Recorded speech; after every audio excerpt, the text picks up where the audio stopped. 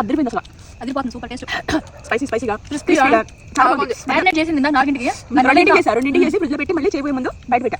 నేను చికెన్ పకోడా కూడా అబ్బాయి బాగుంది, కట్టెల పొయ్యి మీద వల్ల లేకపోతే నెక్స్ట్ డే కూడా మార్నింగ్ ఇవ్వాలా. అబ్బా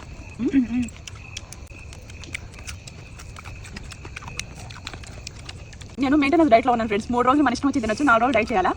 ఈ మెయింటెనెన్స్ డైట్లో నా డైట్ని నేను మేనేజ్ చేసుకుంటా అప్ అండ్ డౌన్. ఎలా అంటే ఒకరోజు బాగా తిన్నాను అనుకోండి, మరుసటి రోజు పొద్దున కొంచెం లిమిట్గా తిని అలా కవర్ చేసుకుంటేనే, లేకపోతే ఎక్కువగా ఒళ్ళు వచ్చింది. అలా లేకుండా మనం ఎప్పుడు కూడా కంట్రోల్లో ఉండాలి. 2 సంవత్సరాల నుంచి ఏం నేర్చుకున్నాం, అలవాటు నేర్చుకున్నాం. ఆ అలవాటు ఏంటంటే మెయింటైన్ చేయడం.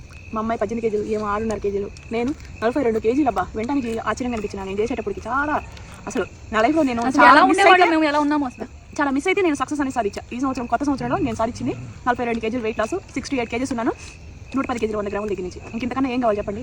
ఇంకా నేను వెయిట్ లాస్లోనే ఉంటాను. మెయింటెనెన్స్ డైట్ అయిపోయిన తర్వాత తినమా